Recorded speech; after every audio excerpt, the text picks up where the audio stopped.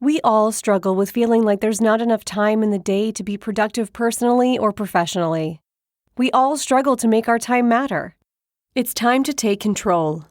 It's time to start investing in the corporation of you. At Athena, they've helped over 700 ambitious professionals achieve more by connecting them with best-in-class, globally remote executive assistants. Athena executive assistants go beyond basic administration tasks. They help you make time matter through the art of delegation. They believe delegation is the superpower of all highly successful people, and your personal EA will help you get there. Your EA is a one-on-one long-term partner to help you achieve your personal and professional goals. Take back your time. Join the waitlist at athenago.com. That's athenago.com. There was a constant conversation about we can't find Black people or we don't know how to access people of color. Yet I was always present and never really invested in until I began to demand, fully demand accountability.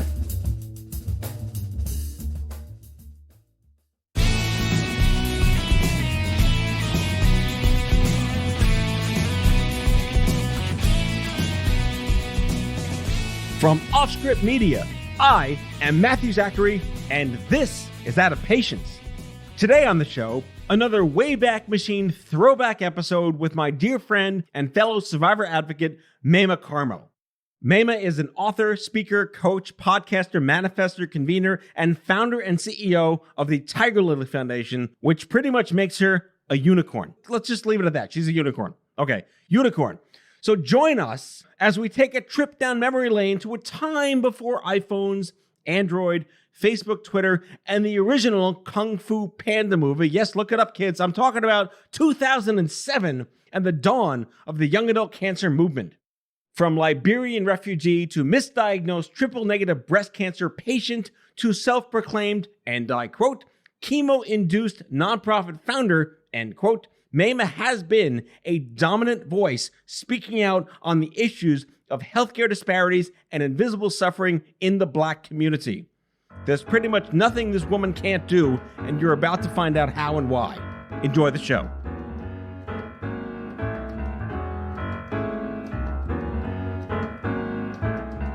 Maimah, thank you so much for coming on Out of Patience. It's been a long time coming. We go back a grillion years to the Cenozoic era of the early young adult cancer movement when we first met with our rapscallion gang of up-and-coming, rabble-rousing. The idea was that we were trying to do something that hadn't been done before and figure out how we all face the same direction to bring some equity and some dignity to the young adult cancer movement, because we didn't ask to be there. It kind of chose us in a way. So let's start with your origin story. How did you find your way to Austin that year? Because no one asked to get cancer. I don't even know how I got there. I just know that I remember, getting diagnosed and not having anybody my age that I knew who had cancer, any kind of cancer. Like you, I began to just ask questions and show up at, conferences and churches, and just kind of I was just craving support and connection and a way to use what was happening to me for better, for a bigger purpose. And I think through some sort of patient connection, I ended up, in Texas and met all you guys. I think it was Johnny, Heidi, Tamika, all these people. It was really great because it gave me the sense that I was no longer alone. It was not, there were other people like you guys who were doing some really badass things, and it was awesome. It's always best when you have no idea what you're doing, but you got to do something. Exactly. People would always ask me, what are you doing and what are your goals? I'm like, I have no friggin' idea, but I'm going someplace really fast. Yeah, we're in a bus. Hang on tight. Someone's at the wheel. We're just going to go for the ride. And here we are, literally 15, 16 years later. But I do want to make a very specific point to our listeners that you had a cancer called triple-negative breast cancer. And the first time I had ever heard that was through this joke. Someone was diagnosed with it and they thought, wow, I'm negative for breast cancer times 3. And they thought it was good news, but it isn't terribly good news. I think they should rebrand it to something much more displeasantly sounding than triple negative. But how are you? It's so rare. How were you diagnosed? What were your symptoms? My mom is amazing. She taught me breast exams at 13 years old. And so I remember her talking about saying, you do your breast exam and know your body. It's going to change over, as you grow. And if you know what to expect, and what the changes are. You know what doesn't belong there. And so, we didn't go into the whole, disease state because I don't think we even thought it would happen to me. But what she gave me was a gift of like knowing my body, knowing what to look for, knowing what wasn't normal. And so 18 years later, taking a shower, there's a lump there. And I go to my OBGYN and I'm like, there's something there. And she had a healthy relationship. And that's something most people don't have with their doctors, a healthy relationship. At the time, people weren't getting screenings at 31 years old for breast cancer. And so having her agree to give me a mammogram and then refer me to a breast surgeon was pretty awesome. The surgeon then told me that the mammogram had come back clean and I had no evidence of cancer and to go home and live my life. And I had to push for over 6 months to get diagnosed. So finally I got her to give me a biopsy and it turned out I had triple negative breast cancer, which is the most aggressive breast cancer. They told me I had the good kind of breast cancer. What I found out is that... Because there's a good kind of breast cancer. Yeah, right. What I found out, like, not only is it the worst kind to have, but it's the most aggressive type of breast cancer. And one, until a few months ago, there was no targeted treatment for that kind of breast cancer. So it was like having a triple threat, and not having any direct treatment and being told we'll throw the whole bucket at you, all the buckets at you, and then go out and live your best life and hope you survive. So it's pretty scary. Like literally thrown to the wolves after being misdiagnosed. I've done a bunch of shows that I like to metaphorically call them like the chutzpah shows, because some people are born with chutzpah, some people chutzpah is forced upon them. You tend to have this embedded chutzpah that I know in you for so long, but you weren't expecting to have to channel it so much, because didn't you presume, they're going to look out for me, they're going to know what's right for me and make decisions, and wham, you had to kick into like downshift to second gear and say, hold on, folks, what the hell's actually happening? Yeah, I didn't, first of all, I thought I had done all the right things. I've been doing breast self-exams since I was 13. I found a lump by doing a breast self-exam. So I was doing the right thing by knowing my body and doing my self-exams. I saw my doctor when I found the lump right away. I asked her for a screening, which I got. I went and saw a surgeon to make sure that we could figure out how to get it out of my body. So I never thought I'd have a doctor tell me that I didn't have cancer when I, in fact, did have cancer, which is the worst kind.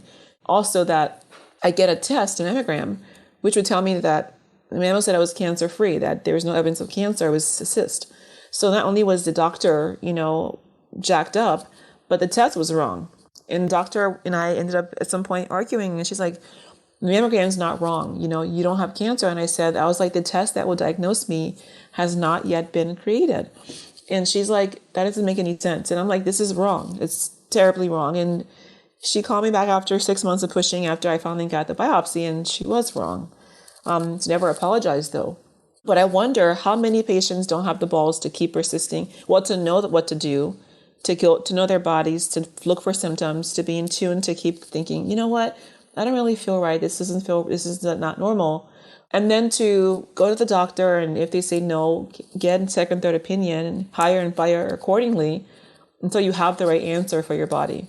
Yeah, I mean, I'm on the fence about that for many reasons, the least of which is that not everyone can just, quote unquote, be your own advocate. And I've been on this rant about people that say, you have to be your own advocate. What if it's not baked into you? What if you do come from a different education level, background level, culture level, where you just listen to the doctors? Who's protecting you? Who's going to help add that STP to your gas tank and give you the moxie you need that you didn't know you had to continue to question these doctors? I think that's a potentially answerable solution more today than it was, because we have people like you and organizations that people can turn to learn what that means.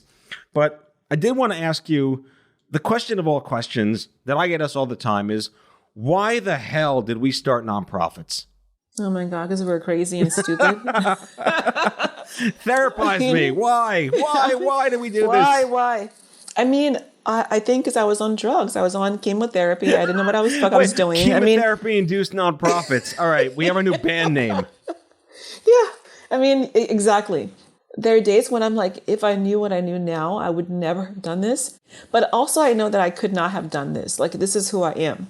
To answer your first question, you asked me, like, some people don't have the chutzpah or know how to even self-advocate. Maybe they've been taught not to ask questions. Maybe they just don't know what to ask for. And so, as we're telling people to become advocates because we have the balls to freaking ask for what we want. What I realized, I want to help the girls who don't know what they don't know. There are so many people out there who don't know what they don't know. They don't know that they should be asking about family health history. They don't know they should be asking their doctor for how to do self-exams. They don't know they should be asking for a clinical trial. They don't know how to even talk to a doctor.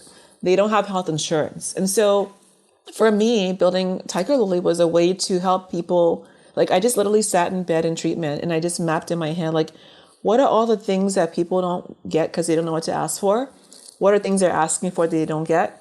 What are things doctors aren't offering to patients of different colors and ethnic backgrounds or age groups? I wanted to solve the problem.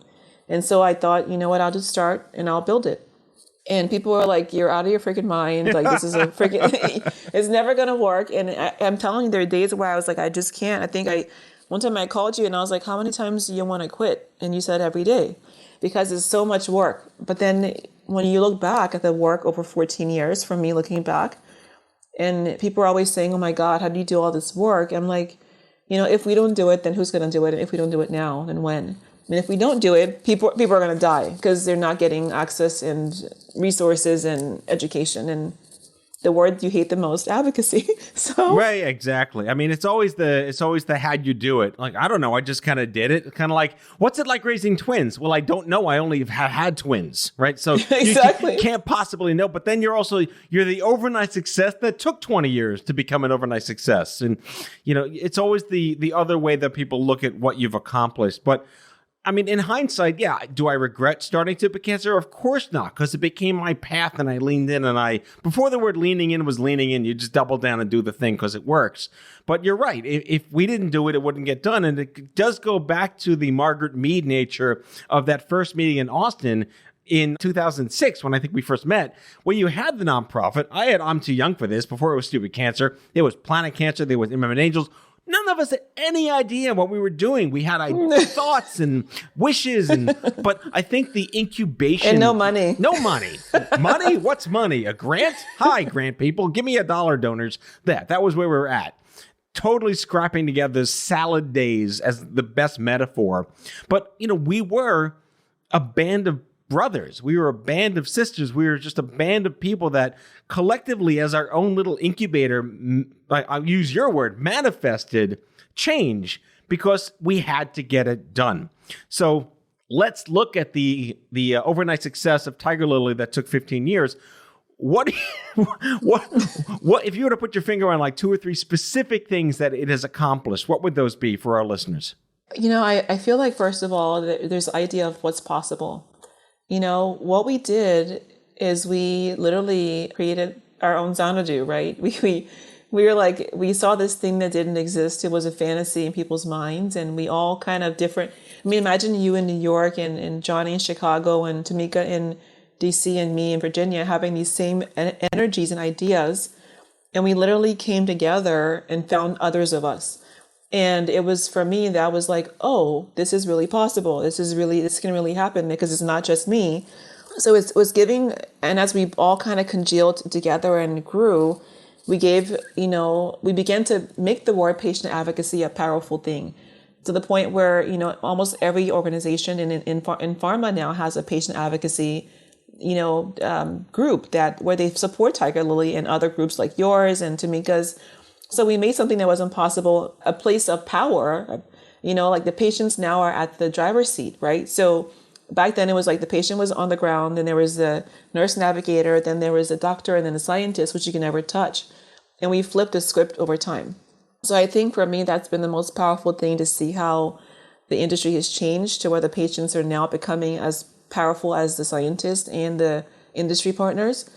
I also feel like, working to create policy change has been really powerful for me. When I began advocating, I didn't know I could do anything around, getting a law passed. I just was like, I never shut the hell up. So, talking about things often and loudly propelled me to Capitol Hill.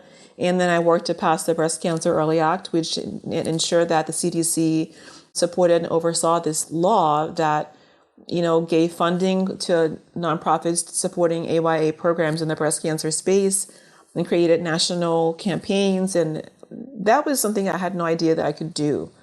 So making AYA and breast cancer something that's now a standard of care. Like people have AYA programs within many hospital centers that didn't exist before. And then also now with our Disparities work, helping young Black women to see and men to see what's possible, that you could have an idea that was the impossible idea, and then you could believe in yourself and find another band of bandits that were like you. And then at some point, you're now telling, global partners how to create change in a way that serves your population. So I think those things are ways that I've created change, but also I didn't let go of myself. I also write and I, create card decks and I blog and podcast. And so I also think that people forget who they are sometimes. And you certainly can't forget who you are when you're becoming and growing an organization. You have to find time to, be a parent, be a person, have fun, create stuff and live your life.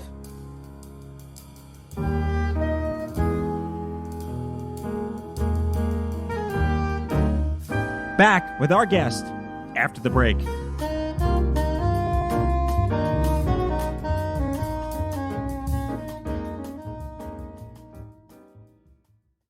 Has your chronic illness made it difficult to continue working in the traditional way? Want to learn how to find and create flexible remote work that both accommodates your chronic illness and generates an income? Join the Patients Getting Paid membership, a community of chronicpreneurs where people just like you find workshops and trainings, weekly updated condition-specific gigs, twice monthly coaching calls, co-workings, accountability, and the kindest community to support you on your path to make money while working from anywhere and taking good care of yourself. Learn more or join us at patientsgettingpaid.com.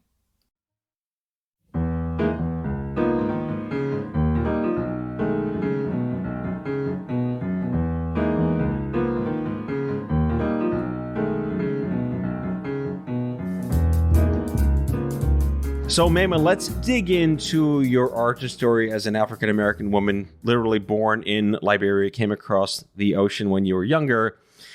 When I joined the Young Adult Cancer universe, it wasn't very diverse. And between you and another shout out to Tamika, I had never experienced understanding cancer as nothing other than just a white guy from Brooklyn.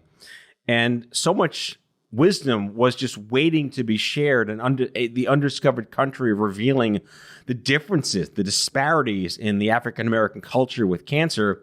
You were, and remaining still to be these days, one of the leading voices and advocates. I mean, you call yourself a manifester. I agree with that. You also convene. I've used that word before. But talk to our listeners about what it has been like for you as an African-American female in this country, living with and thankfully very happily beyond triple-negative breast cancer, and convening other communities like people like you who didn't know they could have a voice and a home and peer support. Thanks for asking that. So my experience being in this space was really interesting. I hear people discussing diversity and a lack of diversity and lack of inclusion and things like that. And, I say to people now, like I've been in this space for 14 years. And for 12 and a half of those years, I got little or nothing in terms of investment from companies where there are big organizations getting millions of dollars to pay CEOs $500,000 a year or to do walks or runs or create brochures. And, I was on the ground with patients. So initially, being a Black woman in this space, it was like, well, people weren't paying me attention. I wasn't getting financial support from funders. They didn't take it seriously. They already had people they wanted to support. And it was just kind of like, it was so hard because everything was like, there are these 20-year-old organizations or 30-year-old organizations. And I had to kind of continue to push my head against the wall. And I was like, what is it? I'll be honest, being that I was born in Liberia and immigrated here, I didn't think of color as being an issue at first. I just thought maybe I don't know the right things to say and I don't have the right partner. So I kept pushing and moving into where I felt I needed to be.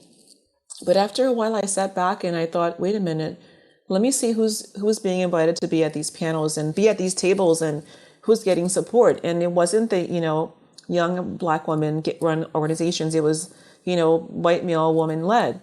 And it really bothered me because I hear these, when I would be at San Antonio Breast or ASCO or watching things online, there was a constant conversation about, we can't find Black people, or we don't know how to access people of color when it comes to so and so and so.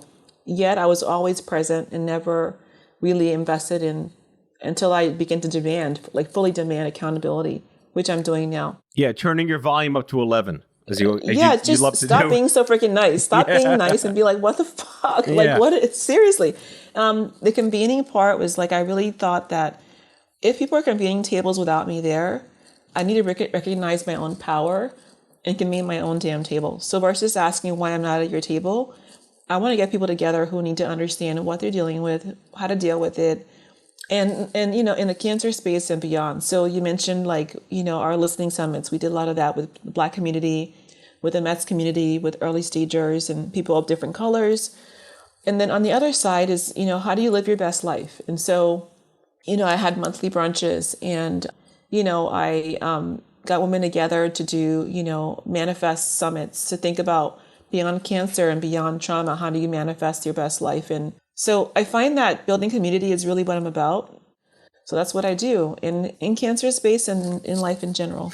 Yeah, I mean, the notion of finding your tribe is unique to everyone. You don't know what specific issue you're going to bond with the most over whatever when bad things happen to good people. But the young adult cancer movement was unique in the sense that it really created a true sense of the end of isolation, or the potential for the end of isolation. And similar to what the breast cancer community started doing in the late 90s, young adult cancer did across all the tumors. But the notion of, white with brain cancer versus Black with breast cancer versus Hispanic with testicular cancer, there's so many different mathematical permutations. But this idea of that there's someone like you that you can relate to and we're going to introduce you to them, you did that. You brought together hundreds and hundreds of women from the Black community to, you say manifest, to commune, to share their stories. There's so much data now, finally, that actually corroborates what we do has a clinical outcome.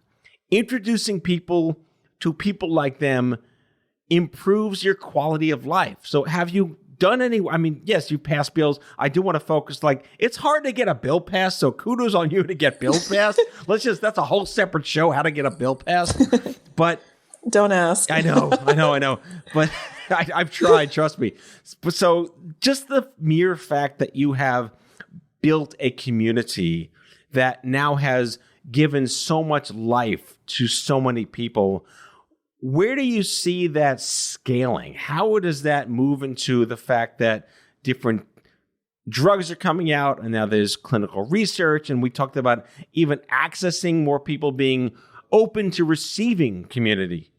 I don't know. It's really humbling to be able to see the work that we've done. I don't look back a lot. When I do, I'm like, oh my God, how did I do that? I took one step at a time. I was like, okay, how do I create community? And how do I help people be empowered? And how do I help to figure out how to help patients from different communities, have access to resources? And it just happened over time. And as I evolved, the work I did evolved. And looking back now, bringing women from all over the country to, to Capitol Hill to lobby and to change policy and amplifying their voices, and having Black women realize they have the right to speak their minds and the right to access healthcare, and to stop apologizing for the things that are basic human right, to healthcare and equity for all. I think when you speak your truth, it's really powerful, because I don't think I was doing anything extraordinary. I was just kind of being me, right? I was just saying that here's what I believe to be just and right and true. And why shouldn't everybody have the same access and affordability to healthcare? And let's have fun doing it, So for me, having fun doing it meant making things patient friendly. And, we had launched an event that I loved called Pajama Glam Party. We wore pajamas to the event, and everyone had PJs on, and we'd have candy canes, and we'd have cotton candy, and of course healthy foods too. You could shop and eat and dance and do Zumba and yoga. And by the way, we're learning about breast health and being your best advocate. So, how do you immerse healthcare in people's lives where they embrace it as something that's empowering, that's fun, and that's, not to be afraid of is kind of how I approached it. And it worked. So I think it's just kind of, for people who are listening who want to become advocates or want to use their voice, there's no like template to it. Just figure out what's unique, what's different, and what you want to bring to the world that only you can bring to the world, and then go for it. You triggered me with this, with the anecdote. It's not even an anecdote, with the truth that most of these healthcare institutions talk about patient, but we don't even have a seat at the table. I like to believe that has significantly changed, but I was only made aware recently that there was an initiative like from 10 years ago called Patients Included. And it was kind of like this good housekeeping seal you could slap on your event that says we have a patient there, and it's a token patient.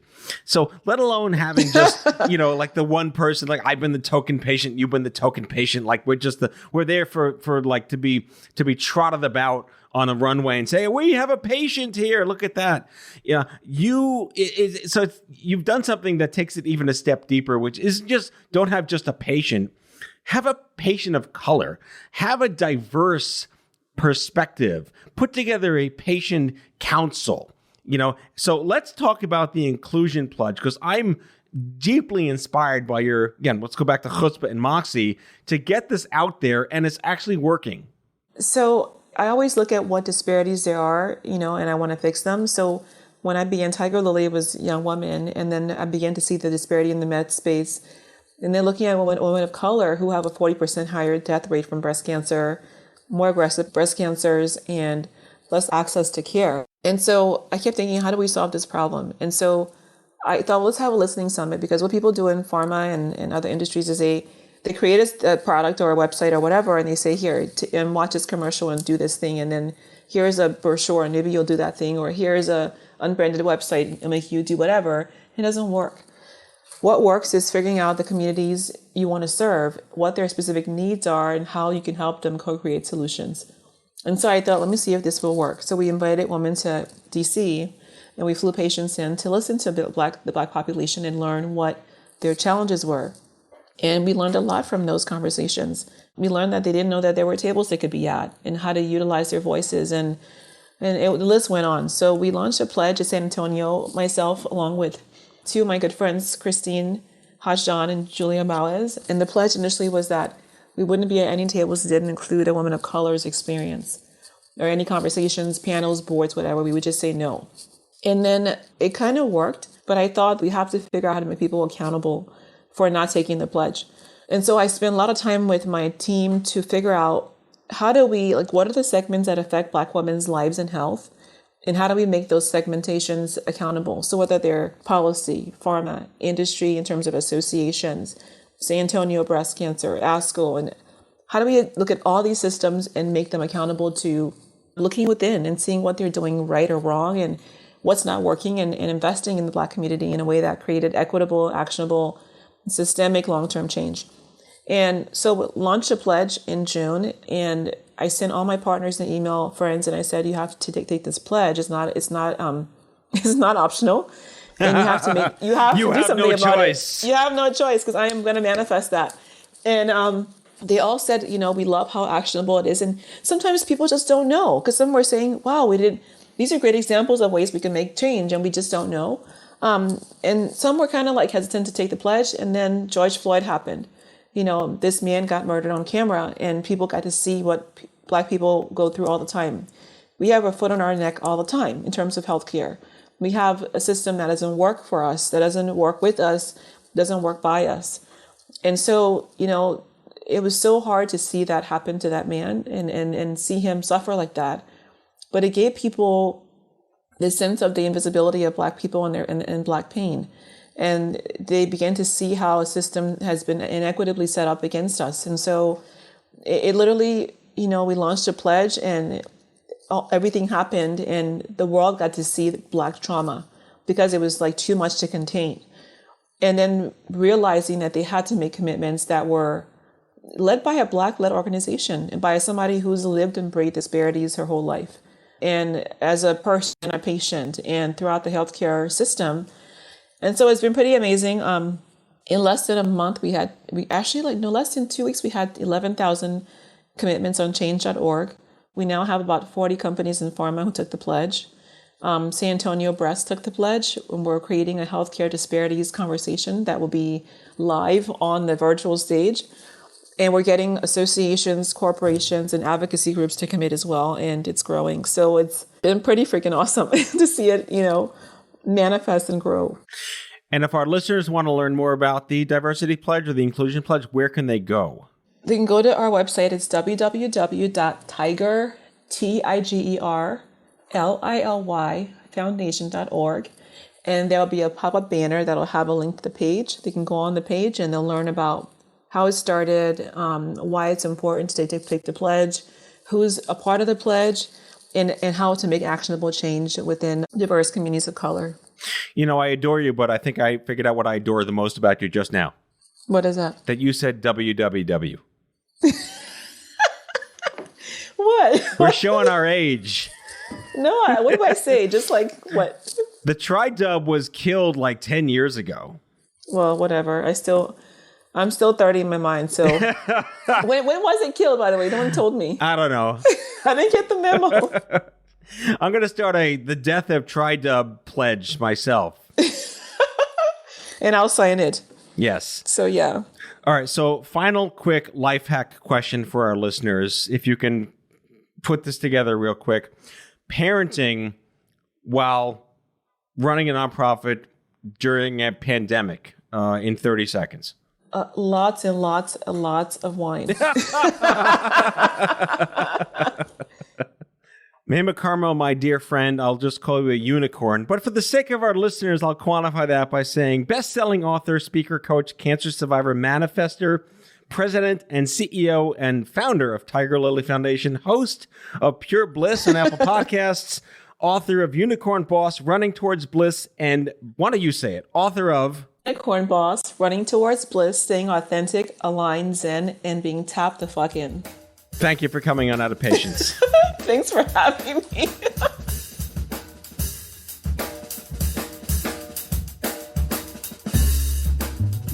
That's all for today, folks. If you like the show, be sure to subscribe, leave a review, follow us on social, and tell all your friends to listen. Out of Patience with Matthew Zachary is a product of Offscript Media. Our executive producer is Matthew Zachary. Our senior producers are Jen Horangeff and Andrew McDowell. Darren Tunn is our production intern. It is recorded, mixed, and edited by Matthew Zachary. Our theme music is by the Mike Van Allen Quintet and by Maimah. For advertising and media inquiries, email media@offscript.com. Hit us up at contact@offscript.com to share comments, feedback, and make guest recommendations. For more information, visit offscript.com.